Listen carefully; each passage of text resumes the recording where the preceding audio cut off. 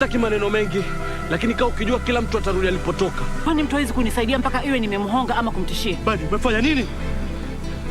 Sivyo unavyofikiria kaka. Umeona Laban tu wewe? Lea, yule ndo mwenzangu.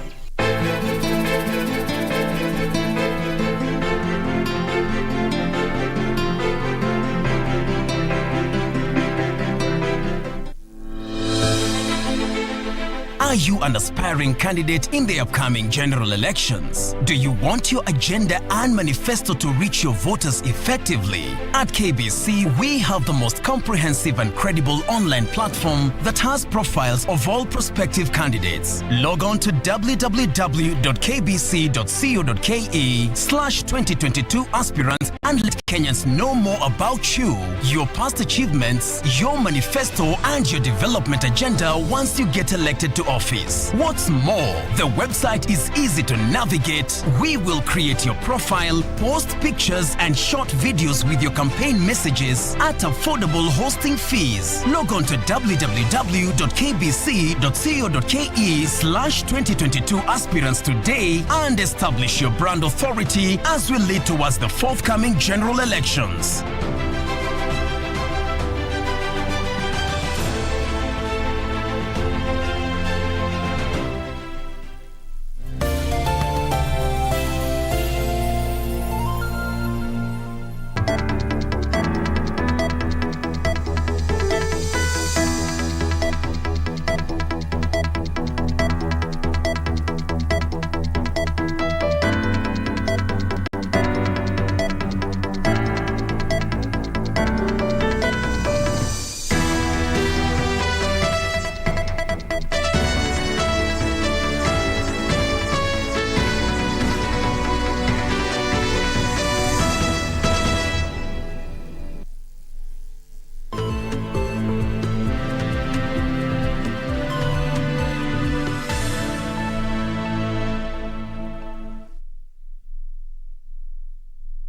Good afternoon. Thank you for creating time for us. This is KBC. A very warm welcome to the Lunchtime News.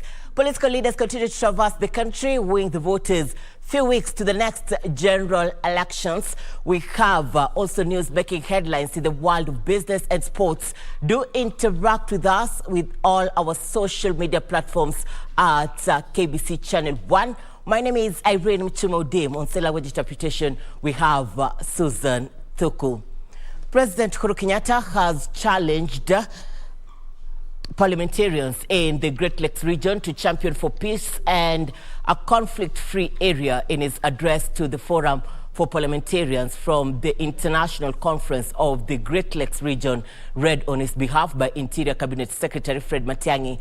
President Uhuru Kenyatta implored on the representatives to be more proactive and involve the public more in conflict prevention and resolution framework. The parliamentarians, drawn from 12 member states, are in Kenya for the convention that will last for 3 days. Senate Speaker Ken Lusaka is the president of the forum.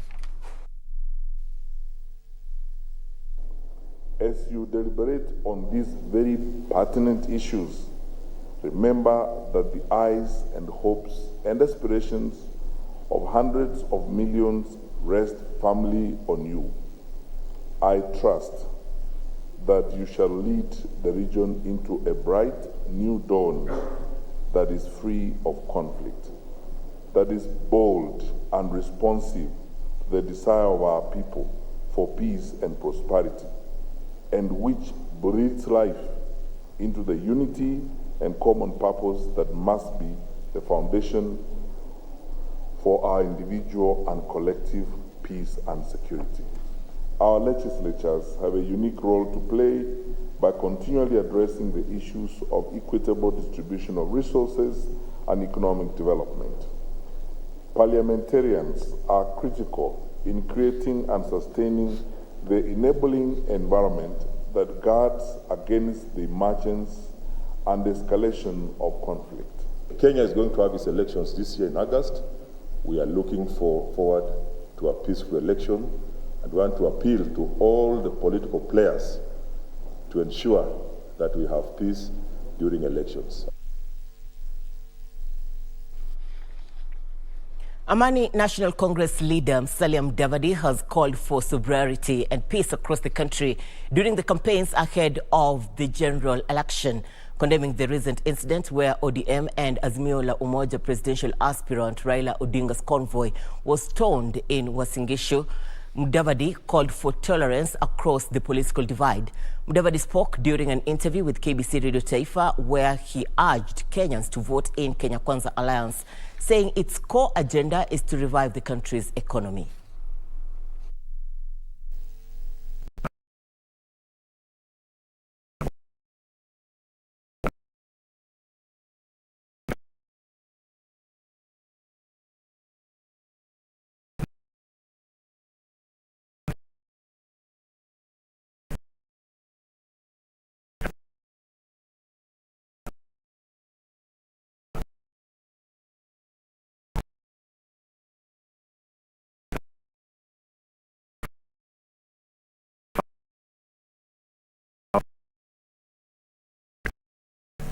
Na ni lazima sasa wafuasi wetu na wafuasi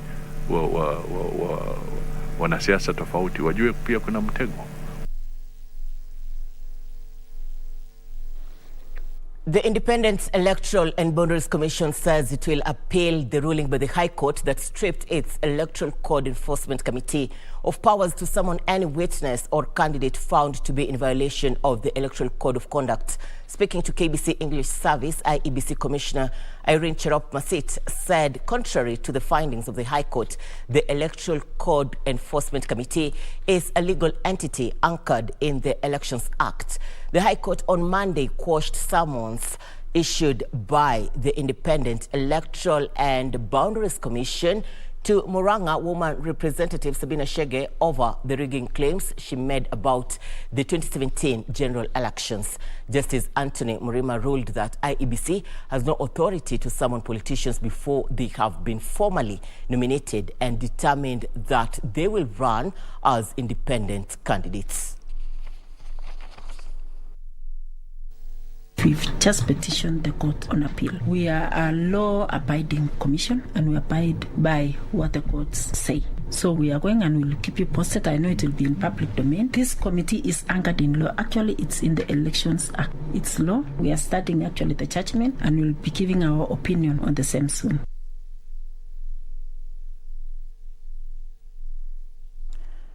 Siku Njema Education Center School in Mkuru Kwaruben Informal Settlement in Nairobi has been destroyed by fire. The cause of the inferno is unknown. Daniel Ngige, the school's director, is appealing to the government and well-wishers to help them rebuild the institution before the new academic calendar begins on the 25th of this month. The school, which accommodates 450 pupils, has also been a center of Kenya's Certificate of Primary Education examination for more than 7 schools in Kwaruben community. Letu kwa wakati huu ni kuwa kwamba tuweze kurudisha shule vile ambavyo ilikuwa. Tunaomba wasaidizi, the well wishers waweze kuja, donors waweze kuja, serikali tupatie vitabu ili tuweze kuendelea na watoto ambao wako darasa la 7 na wale wako darasa la 6. Ndio tuko nayo ni shule yetu iliweza kupata moto wenye mnaona. Tunaomba tu usaidizi kama inawezekana, tafadhali, ili tuweze kujenga shule yetu tena. Shule inatuokoleanga sana juu hasa tuko na watoto wadogo. Shule ya serikali iko mbali, watoto hatuwezi kuwafikisha huko. So an orphan in Gatundu South, Kiambu County, who was among the top performers in the 2021 Kenya Certificate of Primary Education examinations, has been given full secondary school scholarship by a well-wisher. George Nge, who scored 411 marks from Mudinga Primary School, is now awaiting for one selection to know the institution he will advance his studies, his post-primary education studies. Njinji Murigi, an aspirant for the Gatundu South Parliamentary seat, came to the aid of Nge after being impressed by his excellent performance.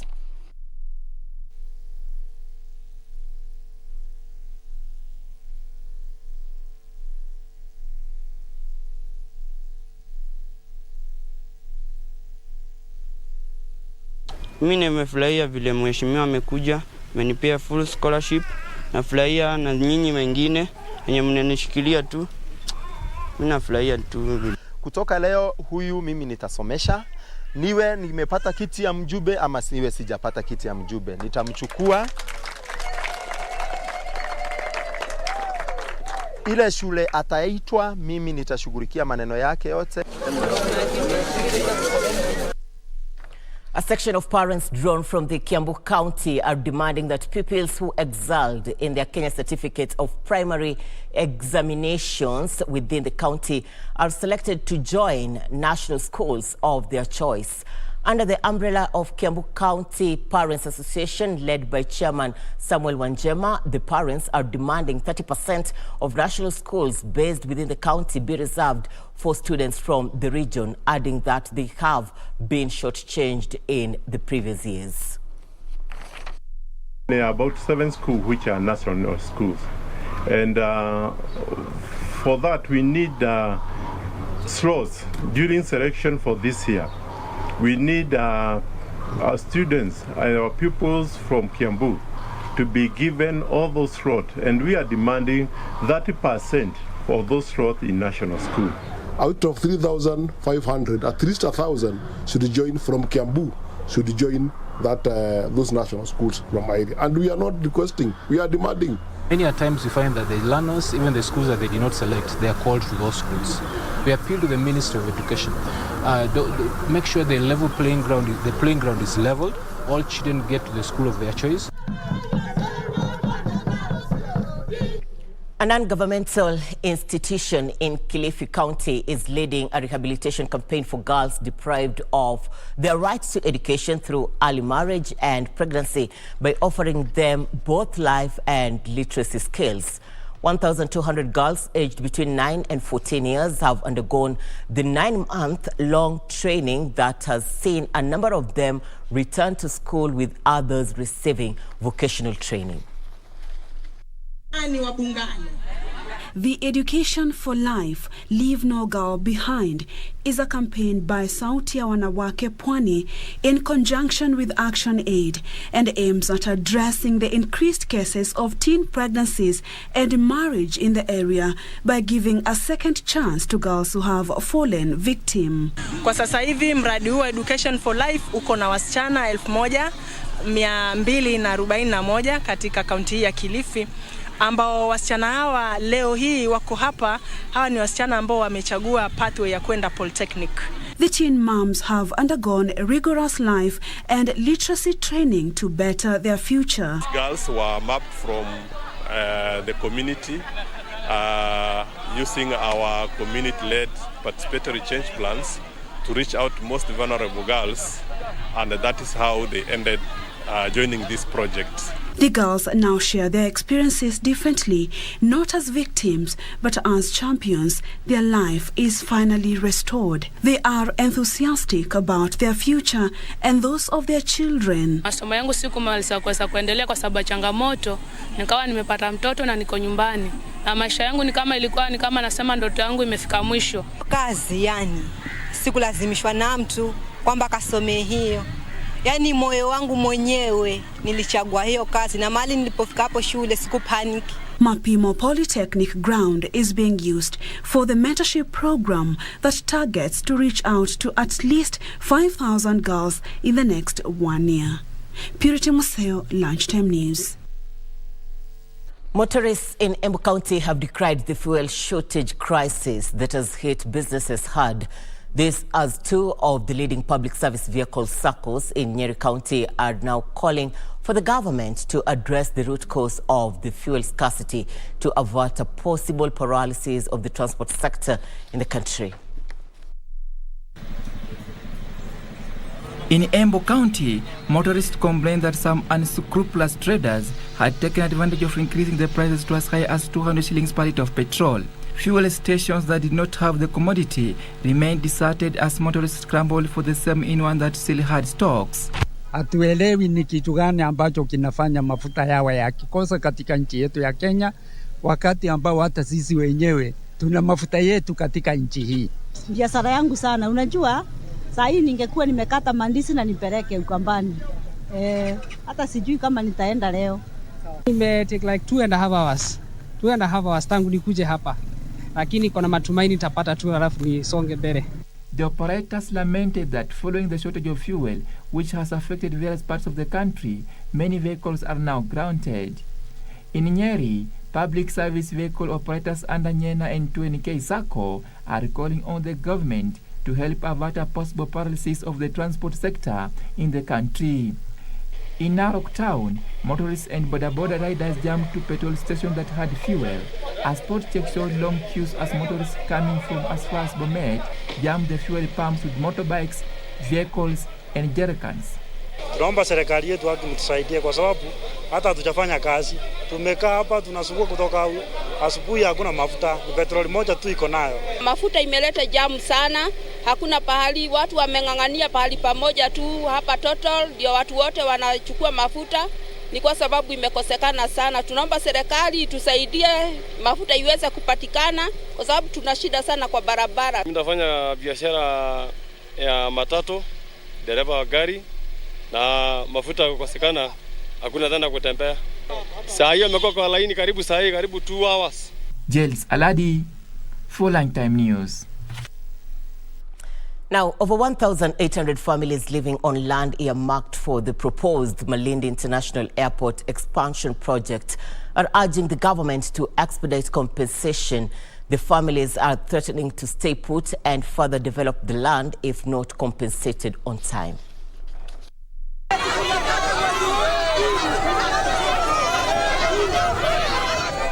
Squatters living on land earmarked for the proposed Malindi International Airport expansion project say despite the Kenya Airports Authority carrying out a property valuation more than 2 years ago, the government had remained mum on compensation.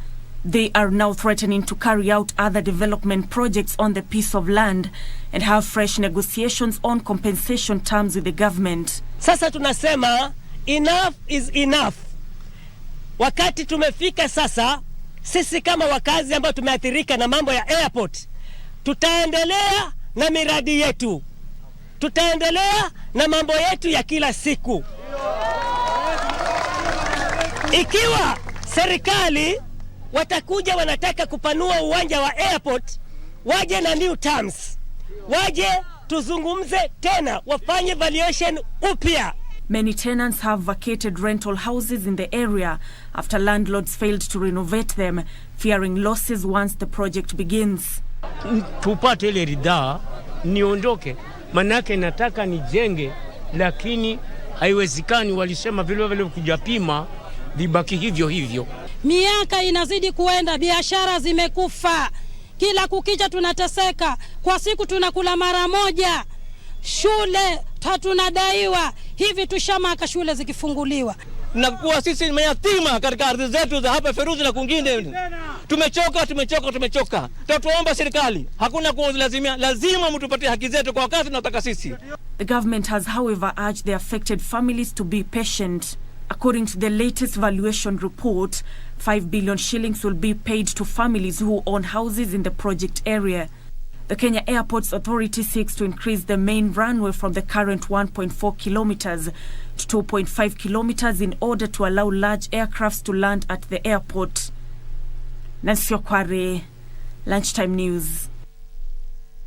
Parents and children studying at the Nanak Education Center in Isili area of Nairobi County will be forced to seek alternative options when schools resume for the first term after a private developer demolished the school premises. The school is built on a piece of land donated by the Hindu community and has been at the center of an ownership dispute between the community and the private developer. Musa Odero, an activist in Isili, condemned the demolitions, saying the matter is in court. Hapa saa hizi wakati wa shule zimefungwa ndio wameamua kufanya hivi. Hasa unashindwa hawa watoto shule zikifunguliwa wataenda wapi? Na wazazi hawakujulishwa. Hii ni makosa.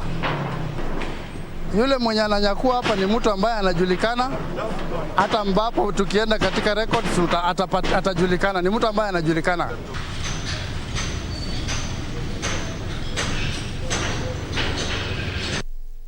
Registration of bodaboda operators across the country has now entered its 7th day, with different government officials commissioning the exercise. Principal Secretary Zainab Hussein, while launching the registration in Kilifi County, reiterated the move is meant to restore sanity in the sector.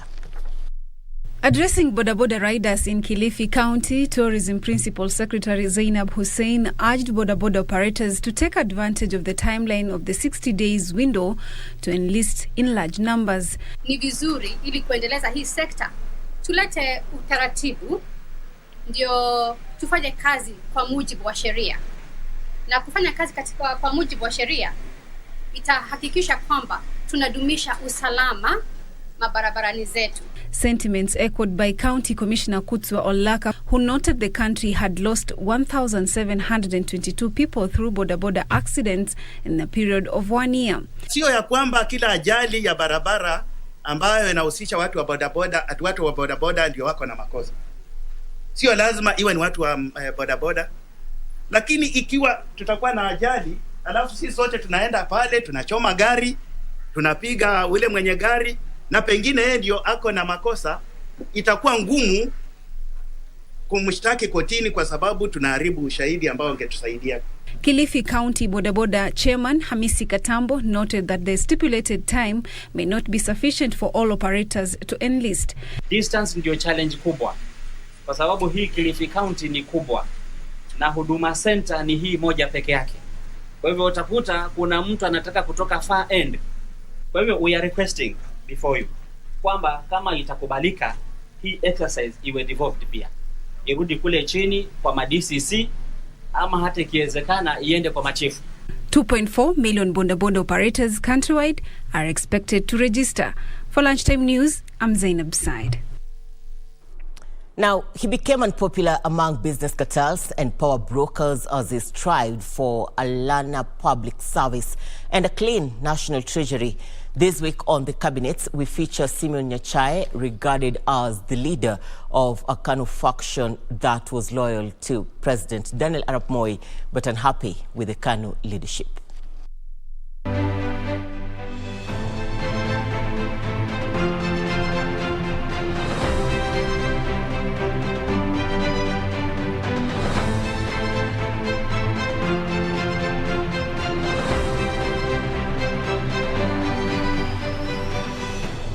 Simeon Nyandusi Nyachae was born in 1932 to Colonial Chief Musa Nyandusi Nyaribari in the now Kisii County. He began his career in the civil service in 1960 when he was appointed district officer for Kangundo in the then Machakos district. This was one of the more difficult provincial administration postings in Kenya at the time because it was at the center of agitation against British rule. He would later return to the United Kingdom for a diploma in public administration in 1963, having studied in London previously in 1957. He became a district commissioner in 1964 and rose up to the provincial administration ladder to the position of provincial commissioner. Simeon Nyachae served as provincial commissioner in central Kenya from 1965 to 1979 when President Daniel Arap Moi appointed him permanent secretary in the office of the president. Nyachae was denied clearance by the all-powerful KANU National Governing Council when he declared his interest in a parliamentary seat in 1988.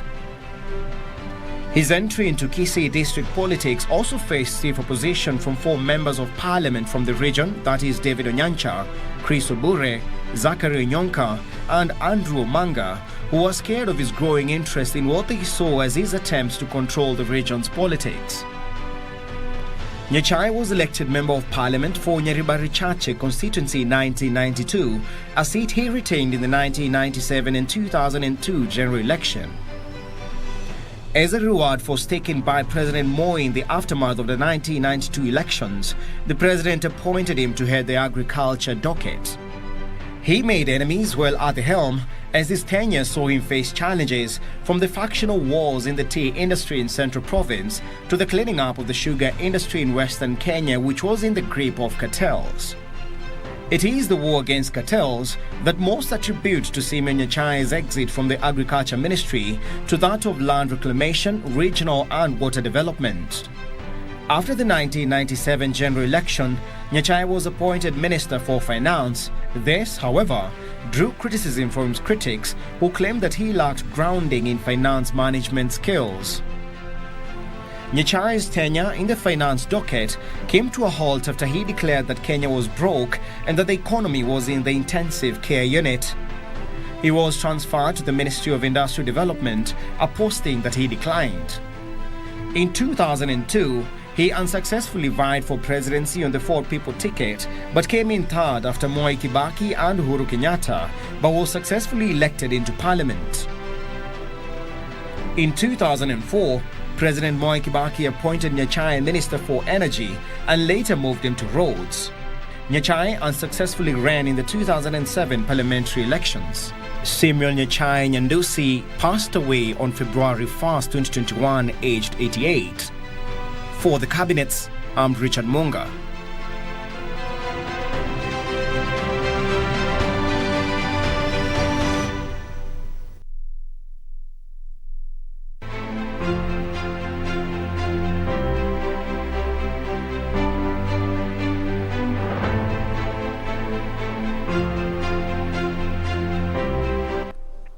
Be sure to catch up with the cabinets every week right here on KBC Channel 1. Political parties have been challenged to conduct free and fair primaries to help uphold democracy and constitutionalism ahead of the next general election. In Kilifi County, aspirants seeking tickets on the Pamoja African Alliance Party platform want the outfit to guarantee them a transparent and bipartisan process. Kilifi County Governor Amason Kingi has been urged to address some teething problems as the Pamoja African Alliance Party prepares to conduct its primaries. Ni nini kitatufanya sisi tusicollect 100% ndani ya Kilifi? Na hiyo ndio nguvu ambayo ninayo, kwa sababu ninajua kwamba kama ni mikakati tuko navyo, tumejipanga, tuko kwa ground almost every day.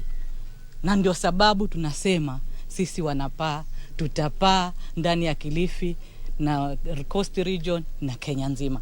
A section of party hopefuls argues that PAA must demonstrate that it speaks to the needs of the people it purports to represent. Tutashirikiana kama wanachama wa PAA, na hata tukipitwa katika hata tukiwa tumemaliza kwenye primaries, wale ambao watakuwa hawakufaulu kwenye primaries, tumekubaliana hatutawaachia mkono, tutashikana nao, tutatembea pamoja. Meanwhile, the Iteso Council of Elders has thrown its weight behind former Fonyola Member of Parliament Paul Otuma's campaign for the Busia gubernatorial seat. The elders also endorsed former Teso North MP Arthur Odera as the running mate. So let us not convert an election context tukuje tuingize even cultural things ambazo jamii zimeishi pamoja, tuanze kupakana matope. Elsewhere, a section of Kajiado leaders want the government to crack the whip on warmongers. The leaders said there should be no room for political intolerance. Siasa, hakuna mtu ambayo atachukua uongozi ama viti vya siasa kwa kutumia njia ya nguvu. Viti ambavyo tunaomba ni wananchi ambao wanatupatia. Wauliza wasitumie vijana vibaya. Tafuta kura polepole. Kama huna shughuli au kama upendi mgombea fulani, wacha kusumbua mkutano. Watu kila mtu ajieleze kwa wananchi wataamua. In Machakos County, Mavoko Member of Parliament Patrick Makau has called on Wiper Party leader Kalonzo Musyoka to guarantee fairness in nominations to avert a fallout. Speaking in Machakos town, Makau alleged that his challenger Wavinya Ndeti was rooting for direct nomination, a route that may lock out formidable candidates. Tunataka tuzindikishe kwamba chama ya Wiper itupe sisi ambao tunapigania hiki kiti cha ugavana Machakos County usawa wa kufanya ile inaitwa party primaries. Na sisi tunaamini kama wanachama hatutakubali mtu apewe direct nomination, kwa sababu kuna wengine ambao ninashindana na hao. Yule mpinzani wangu anasema kwamba ashapewa hii tikiti, na ndio tumeungana hapa tukiwa wanachama wa Wiper Machakos County tuseme kwamba sisi haitakuwa vizuri. Similar concerns have been raised by a section of ODM aspirants in Kisii County. Speaking in Kisii Town, the aspirants called for transparency in the party's electoral process. Speaking in Kisii Town, the aspirants called for transparency in the party's electoral process. Listi zote za nomination zile ambazo zimewekwa pamoja, tuweze kuwa na nakala ya mbalimbali ili tuweze kuona hizo list ni akina nani wamewekwa huko na njia gani inafanywa. Kupitia kwa hii nomination, nadhani ndio hii inaleta matatizo pengine kukufikia watu wengine kuwawa. How is it possible for candidates to even campaign in all the wards in Nyaribari Masaba? So my question is NEB trying to build the party, or they are in another business that we don't understand? Because as a party, our business is to win an election. You're watching the Lunchtime News. We are taking a short commercial break. We'll be back with more. Stay with us.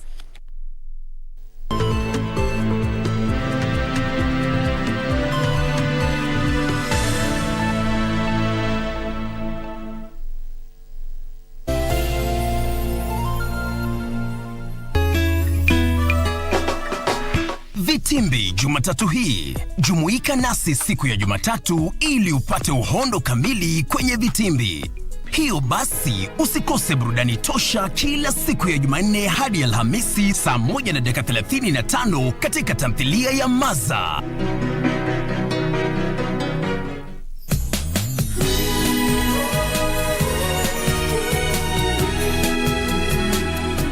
Jack is my husband.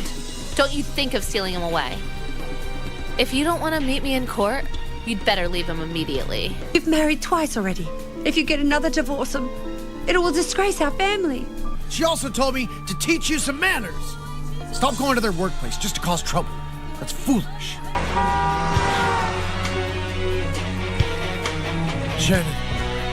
Shannon, I can't live without you. I really can't live without you, Shannon.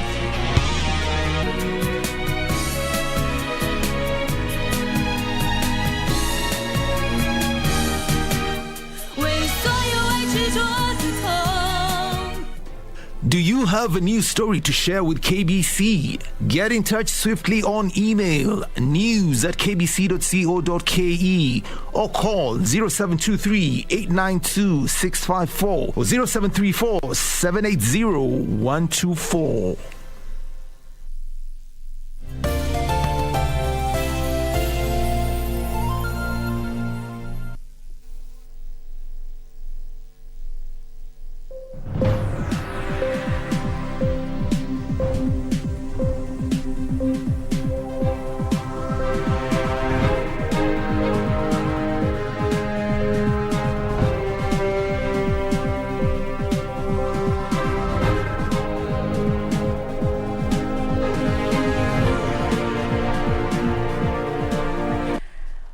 Well, welcome back. You are watching the Lunchtime News. Now, we have been experiencing fuel crisis across the country, and Wycliffe Okech has been our man in the county of Kisumu. He has been visiting various petrol stations to find out the situation, and now we are crossing over live. Wycliffe, good afternoon. Paint for us the picture from wherever you are. Well, so much, Irene Muchuma back in Nairobi. We are in Kisumu, actually, now talking about the fuel crisis in the country. Today, we can report that there is always there is a little bit of a difference if you compare the situation from yesterday or the past few days. Since morning, we've been conducting a spot check across the town and just checking up on the situation. And the spot check has revealed that some of the actually many stations still lack that basic commodity, the fuel. While those that have the fuel are experiencing long queues of vehicles, motorcycles, and some people have to come here with the jerrycans to fetch that commodity. And if my My colleague Martin Kivuti here can basically pan around to show you the long queues that are that can be witnessed at this fuel station at the moment. Here you can see that stretch of vehicles, both personal and PSVs, making their way in here as they try to fuel up, or rather to boost their fuel consumption rather. And if we, at the other side, as it pans, you can see that is the line of the motorcycles, commonly known as boda boda, coming here just to refuel, as well as those people that are also lining up with the jerrycans to fetch that commodity. But Irene, we can report that now the situation is basically different from that of yesterday. And basically, just to paint for us that picture here, I'm going to join one of the riders here briefly to tell us what the expectations are coming in the coming few hours. Brother, how are you? Fine. Utanieleza majina yako na tuambie labda situation kulingana na wewe iko vipi kwa sasa? My name is Eugene. Nimetoka mbali more than 25 kilometers kuja kutafuta fuel Kisumu. So at least leo imekuwa vizuri sana. Tumepata at least mafuta imekuja kidogo kwa some of petrols. At least tumepata kidogo and naenda kufanyia kazi. At least mimi mwenyewe ipiki imekaa kwa nyumba for more than 2 days. At least tumepata mafuta kidogo na naenda kutumia leo na kesho. At least naomba serikali itusaidie kidogo na hiyo mafuta. Si wenyewe kama common mwananchi tunaumia sana. Okay. Na pengine katika pekwe zetu zingine tumeweza kujua kwamba karibu nauli imeongezwa kidogo. How about the riders? Nini mmefanyaje? Lazima tuongeza fare kidogo juu huwezi beba customer na ile bei ya kawaida na ukwame katikati. Hata kuambia utafute pikipiki nyingine unifikishe pale penye tulikuwa tumesikilizana na wewe ndio akupea fare. At least saa hii fare imebidi imeongezwa. Okay. And your expectations in the next few days? At least tumeona huko chini kwa pipeline gari zimejaa. At least tutakuwa na fuel. Yeah.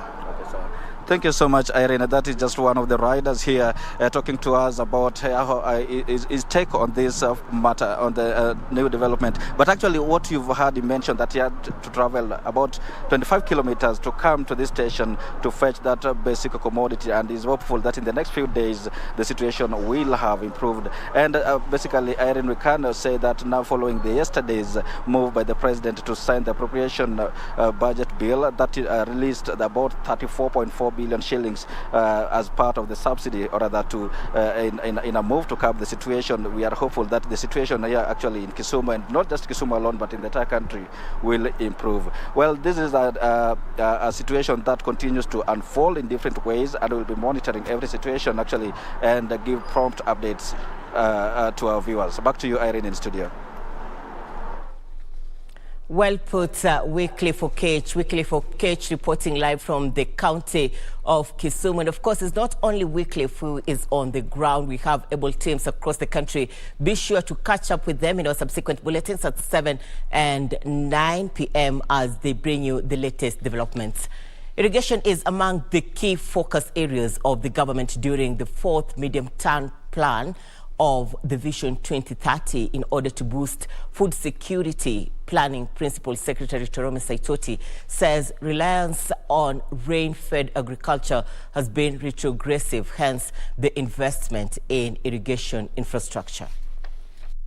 The 4th medium-term plan of Vision 2030 is set to run from July 2023 to June 2027. The government has been seeking your views on projects that should be prioritized during the 4-year period. Speaking during a county consultation forum in Isiolo County, Planning Principal Secretary Saitoti Torome said, despite numerous challenges such as the COVID-19 disruptions, drought, and invasion of desert locusts that forced the government to divert funds set aside for development towards response purposes, the government still managed to achieve success in most projects that were scheduled for implementation during the current 3rd medium-term plan. Na yale ambayo hatukuweza kutekeleza kwa mpango huu tutayatekeleza wakati wa mpango huo mwingine. He says moving forward, the government will focus on ensuring the country's food basket is secure by investing heavily on irrigation and agricultural infrastructure.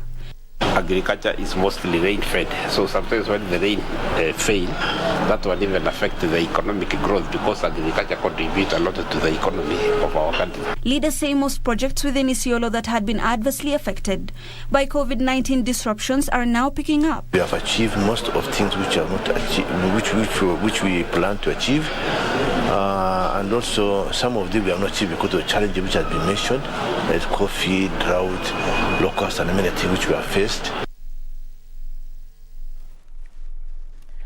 This year's budget should focus on reducing the cost of living. This is the key message from Kenyans to the National Treasury Cabinet Secretary Ukur Yatani ahead of the budget reading on Thursday this week. Kenyans expect that this year's budget would have a special stimulus package for the unemployed youth, subsidies to reduce the cost of basic goods, tax holidays for startups, and safety nets for the vulnerable in the society. Our reporter Hibak Said, who was on the streets of key towns, now samples some of your views. Reading comes early this year, so the question is, what are some of the expectations that Kenyans have before it is released this Thursday?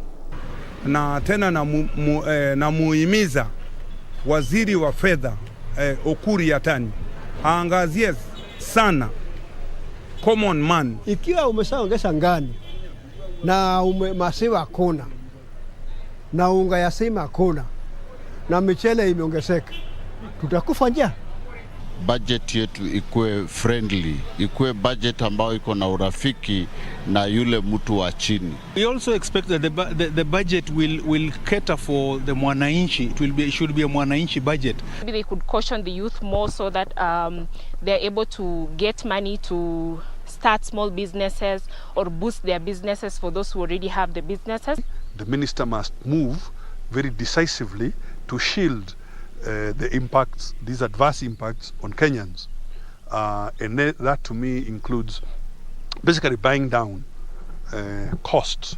Main chakula ambayo inakuliwa na Wakenya ni unga ya ugali. We really humbly request the government isukishe bei ya chakula ya ugali, isukishe bei ya sukari, isukishe bei ya mchele, isukishe bei ya maziwa. Money needs to come to Kenyans. Kenyans need to get subsidies for the food that we are buying. We can't buy milk at 60 shillings, surely. 500 milliliters of milk, we are buying it at 60 shillings. I think that is quite unfair. Hakuna kazi. Hao watu wanatoka kwa nyumba mapema wakuja wakaa stress. Ukikaa kwa nyumba, kishinda kwa nyumba za all day. Watoto wajua watakula nini? Inabidi ukuje kaa burudi kwa nyumba usiku saa 3. Maisha imetusukuma sana, naomba serikali yetu Uhuru kama anatusikia angalia economy ya mwananchi wa chini. Mkiona sisi wa Kenya wamekusanyika mahali, tunaongea kuhusu vile tunachikimu. Naongea kuhusu vile ndaomba rafiki yangu hata shilingi 10 niende ninunue chakula. Budget, pesa ile huko aletwa hapa Nordistan, watu wanaumia sana juu na chini, bamba, watoto, wazee, wamama, wale wajiwezi, mafuta gari haendi, wamepakiwa yote. Hakuna mafuta, ni bei kali. Serikali watupatie budget zaidi ya ile alikuwa anatupatia, pande ya maji, pande ya chakula na pande ya mafuta. Serikali aongeze pesa kwa idara ya matibabu hospitali, sababu hata ukienda hospitali sahi hakuna dawa. Hibak Said for Lunchtime News. The Central Bank of Nigeria, CBN, has directed deposit money banks, DMB, to stop including mutilated notes as part of the deposits with the Apex Bank. The bank warned deposit money banks that going forward, any composed banknotes discovered in the deposits with the CBN would attract 400% worth of penalty of the value deposited. Here now are the details of this and others in our African Business Roundup. The warning by the CBN will spur the deposit money banks to immediately discourage the circulation of such notes or risk attracting penalties. The Nigerian Apex Bank defines composed banknotes as any naira note that has several parts of a different banknote of the same denomination all bound together with the use of glue or seal tape. The bank argues that due to their mutilated nature, composed banknotes usually require special examination to determine their true value during transactions. Such poor quality notes could also be easily damaged while being handled during transactions. Meanwhile, Uganda's Kampala-based IT company Central Limited and Israeli mass transportation company Optibus are set to create a mass transportation operation solution for Uganda's first public bus network. The project aims to improve Uganda's transportation infrastructure while encouraging economic growth. The public bus project will start with the capital city of Kampala and ultimately include other cities and municipalities such as Entebbe, Buloba, Nsangi, Wakiso, Kiratown, among others.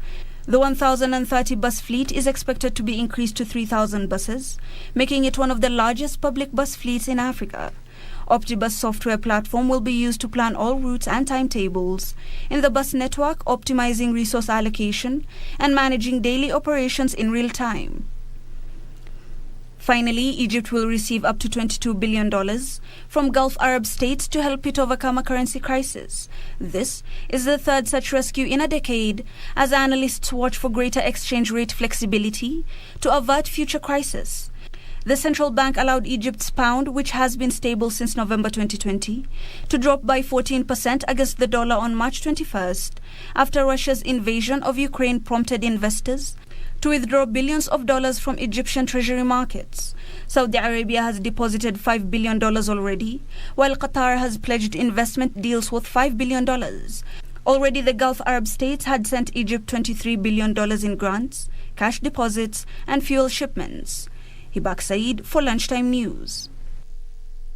Sri Lanka citizens are waiting for confirmation from the country's president on the appointment of the new central bank's Governor P. Nandalal. This follows the resignation of the CBCL head Nivad Cabral Monday amid mass protests over rising cost of living and power shortages. The Central Bank of Sri Lanka has not yet made an official announcement on Nandalal's appointment. Nandalal was the bank's deputy governor from September 2012 and left the role 8 years later. He said that he had been offered the role and had accepted it. On Monday, the bank's governor, Cabral, announced that he had submitted his resignation after all of the country's cabinet ministers resigned. Angry protesters have also been calling for the country's prime minister and the president to step down. The island nation of 22 million people is suffering from its most serious economic crisis since independence from the UK in 1948. The central bank was due to make an interest rate decision on Tuesday, but late on Monday postponed the announcement without giving a new date for the event. Meanwhile, the UK Treasury has announced that it will regulate some cryptocurrencies as part of a wider plan to make the UK a hub for digital payment companies. Stablecoins will become recognized forms of payments to give people confidence in using digital currencies. Stablecoins are designed to have a stable value linked to traditional currencies or assets like gold. The Treasury also said it planned to consult on regulating a much wider range of digital currencies later this year, without saying which they might be. Stablecoins are currently used in the United States to facilitate trading, lending, or borrowing of other digital assets. However, they are not without controversy. Tether, a Hong Kong-based company, has faced questions over its business practices and was fined $41 million in 2021 by the U.S. Commodities Futures Trading Commissions for allegedly misstating its reserves.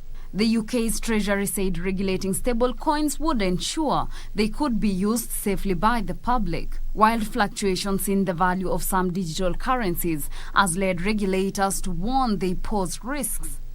Finally, the United States stopped the Russian government on Monday from paying holders of its sovereign debt more than $600 million from reserves held at American banks in a move meant to ratchet up pressure on Moscow and eat into its holdings of US dollars. On Monday, as the largest of the payments came due, including a $552.4 million principal payment on a maturing bond, the U.S. government decided to cut off Moscow's access to the frozen funds. The move was meant to force Moscow to make difficult decisions of whether it would use dollars that it has access to for payments on its debt or for other purposes, including supporting its war effort. Russia faces a historic default if it chooses to not do so, as it has a 30-day grace period to make the payment. Reporting for Lunchtime News, I am Teresa Mutai. Private sector firms were forced to reduce purchasing of goods in March in what Stanbic Bank Kenya attributes to higher cost of inputs. According to Stanbic Bank, purchasing managers index dropped from a reading of 52.9 in February to 50.5 in March, signaling a slower and only marginal improvement in the health of the Kenyan private sector economy. Details of this and other stories in our corporate briefs. The latest Stanbic Bank Purchasing Managers Index indicates that price gauges for both business cost and charges reached their highest level since early 2014, as purchase prices were reportedly exacerbated by war in Ukraine and the government taxes. Stanbic Bank fixed income and currency strategist Kuria Kamau says economic activity continued to expand last month, but at a slower pace than the previous month. The slowdown was driven by rising inflation, which resulted in slower demand by consumers and a contraction in output by producers. Input prices rose at the fastest rate in 8 years, driven by higher taxes and the Russia-Ukraine conflict, which has increased food, fuel and fertilizer raw material cost. Meanwhile, UAP Insurance Kenya has posted 443 million shillings in pre-tax profit, which is a 25% dip on the 720 million shillings that the underwriter posted for 2020. The firm attributes the dip in profits to property re-evaluation loss of 600 million shillings that was triggered by expiring lease contract and downward renegotiation of rent to align with the market rate. The gross written premium was up 24% to 13.18 billion shillings. Net claims incurred increased by 20% in line with business growth on account of a spike in motor and medical claims, driven by factors such as increased cost of spare parts, which are largely imported, increased in hospital visits driven by 3 COVID waves. COVID claims contributed 4 percentage points to our overall medical claims ratio. Reporting for Lunchtime News, I am Teresa Mutai.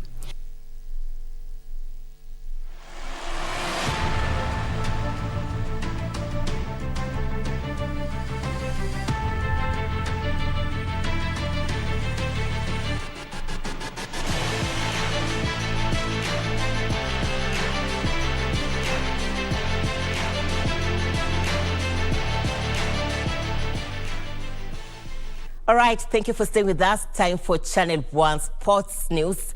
Naivasha Sports Club's Samson Gitau carded a round of 38 points to win the club's Chairman's Prize tournament presented by Konza Technopolis. Playing off Handicap 11, Gitau posted 19 points in both the first and back 9, 1 point ahead of his nearest challenger, Anthony Ngigi and Kevin Kiongo, who came in second and third, respectively. Tabitha Kiragu, playing off Handicap 18, carded 37 points to claim the ladies' prize ahead of Medrin Kariuki and Esther Njau, who completed the top 3 positions. The tournament was open to all men and lady members of the home club and other nearby clubs such as Nakuru, Nyahururu, Kiambu and Njoro. Over 80 golfers took part in the tournaments.